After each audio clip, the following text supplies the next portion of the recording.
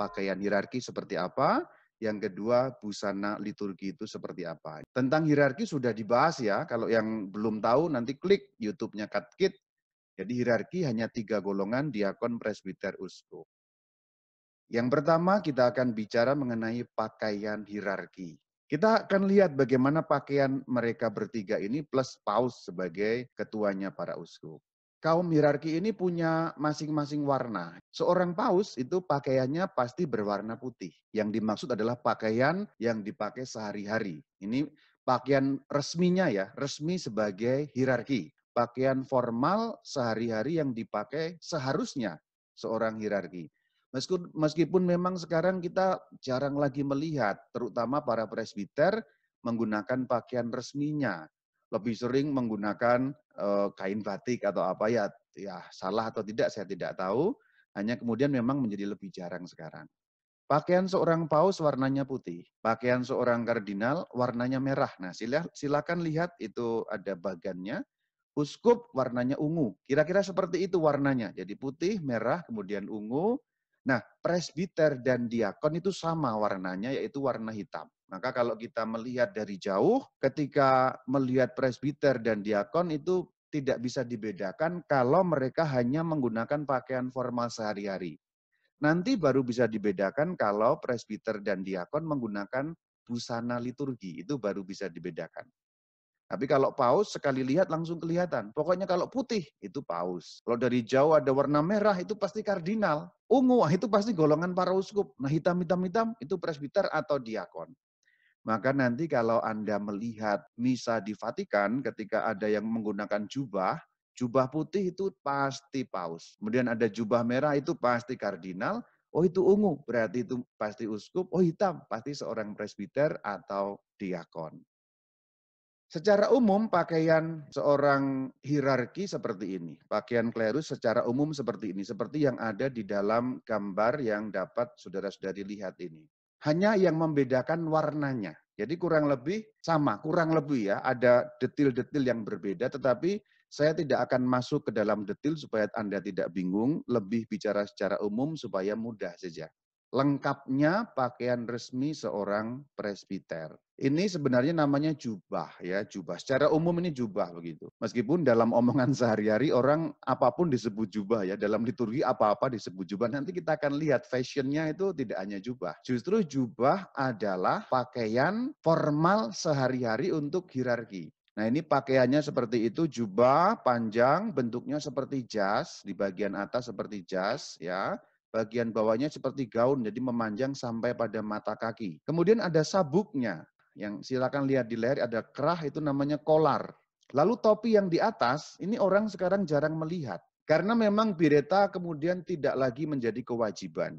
Bireta hitam berarti apa? Berarti imam atau diakon, presbiter atau diakon. Nah kalau ini warna apa? Ini warna merah. Ini pasti biretanya seorang apa?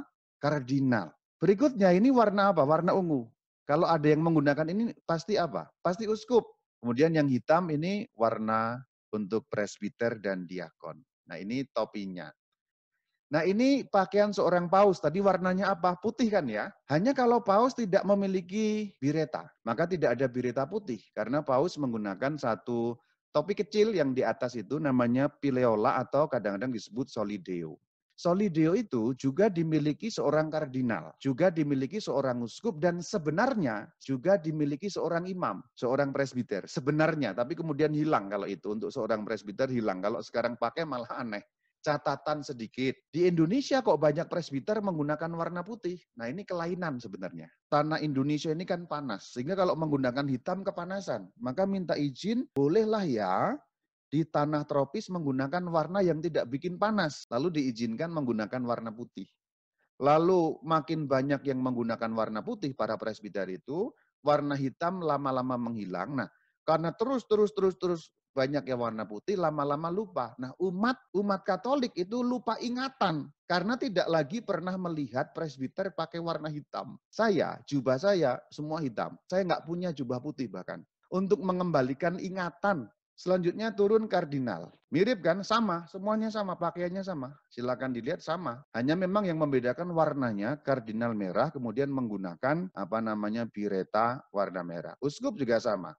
Jadi mulai dari paus, kardinal, dan uskup menggunakan kalung salib, lalu ada sabuk dengan warna masing-masing, presbiter sama hanya tidak menggunakan kalung.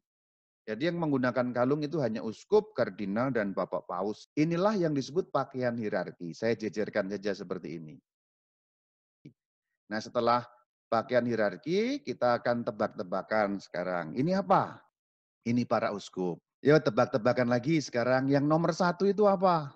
Ah itu udah jelas kalau putih berarti itu Paus Fransiskus. Nomor tiga itu apa? Seorang uskup. Nomor dua itu merah, itu pasti seorang kardinal.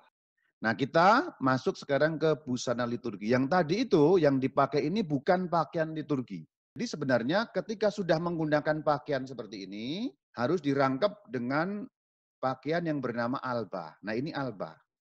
Jadi alba dipakai di atas jubah tadi ini. Ini jubah, ini semua tadi ini jubah. Kalau mau berliturgi harus menggunakan alba. Ada dua pilihan. Yang pertama alba, yang kedua superpli. Nanti akan saya tunjukkan gambarnya. Alba itu seperti apa? Mirip seperti jubah tetapi tidak menggunakan kancing-kancing. Silakan lihat, ini kan ada kancing-kancing dan agak slim kalau ini. Kalau jubah itu agak membentuk ke tubuh, jadi sesuai dengan bentuk tubuh. Yang gendut, yang kurus ya kurus, tapi membentuk tubuh, press di tubuh gitu, full press body gitu ya. Kalau alba itu longgar, seperti daster.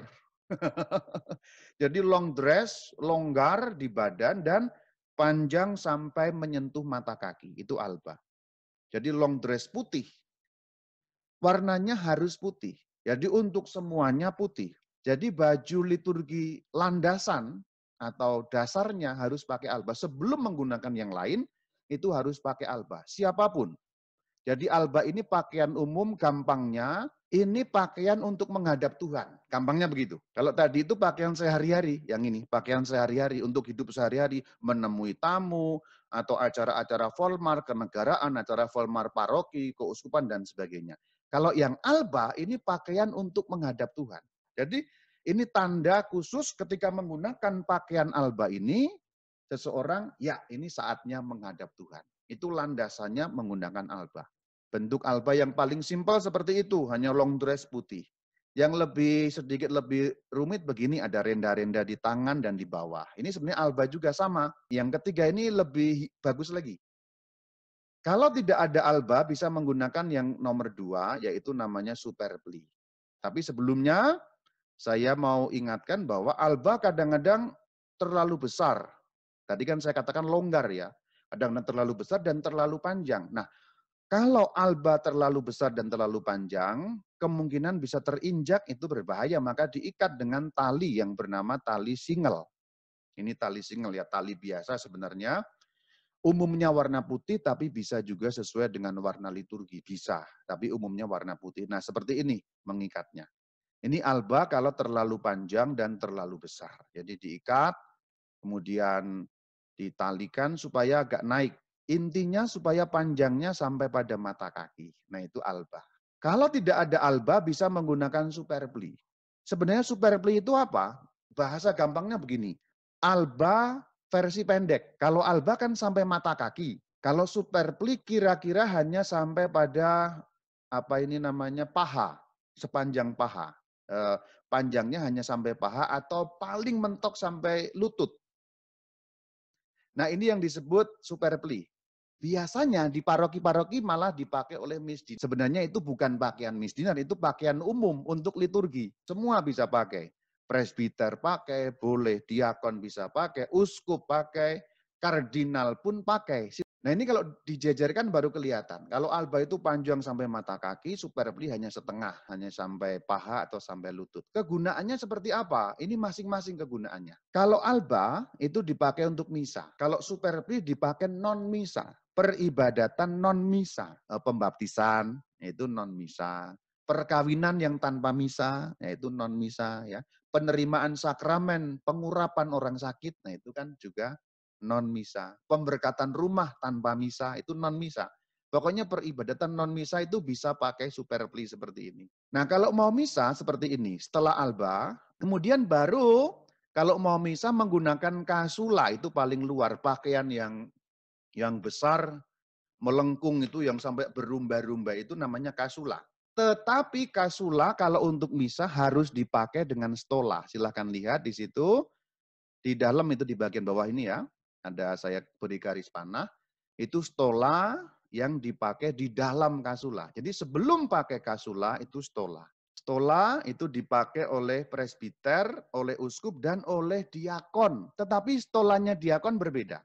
Kalau seorang presbiter dan uskup menggunakan stola seperti ini, dikalungkan begini, jatuhnya di depan dada turun sampai ke mata kaki itu stola yang dipakai oleh presbiter dan uskup. Tapi kalau diakon berbeda. Maka tadi saya katakan, meskipun sama-sama hitam antara presbiter dan diakon, tetapi kalau sudah menggunakan busana liturgi, mereka akan berbeda. Langsung berbeda ketika menggunakan stola. Stola presbiter seperti yang dalam gambar. Nah, sementara stolanya diakon seperti ini, miring. Jadi stola diakon dipakai miring dari bahu kiri ke pinggang kanan.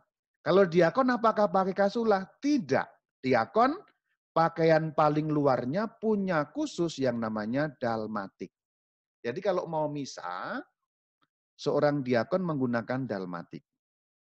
Jadi ini ciri yang kedua yang membedakan seorang presbiter dan diakon. Kalau presbiter menggunakan kasula, kalau diakon menggunakan dalmatik. Kok sama ya kayaknya Romo ya? Coba lihat saja. Ini kasula, silakan dilihat. Ini yang pertama, ini kasula, ini gambar kasula. Ini dalmatik. Sekilas memang seperti sama, tetapi ketika sudah disandingkan terlihat bedanya. Silakan dilihat ya. Ada nomor 1, 2, dan 3. Nomor 1 itu berbeda dengan nomor 2 dan nomor 3. Nomor 2 dan nomor 3 itu sama. Lihat bagian bawahnya. Bagian bawah untuk nomor 2 dan nomor 3 rata, bentuknya kotak. Sementara nomor 1 melengkung. Gampangnya begitu cara membedakannya. Itu tadi kalau misa, fashion kalau misa. Sekarang kalau non-misa seperti apa? Kalau non-misa itu seperti ini, pilihannya ada 2. Yang sebelah kiri itu menggunakan alba. Itu panjang sampai mata kaki.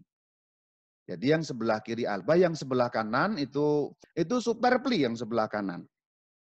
Jadi sebenarnya kalau untuk non-misa bisa menggunakan alba juga, superpli. Pokoknya intinya, apapun peribadatannya wajib menggunakan busana dasar.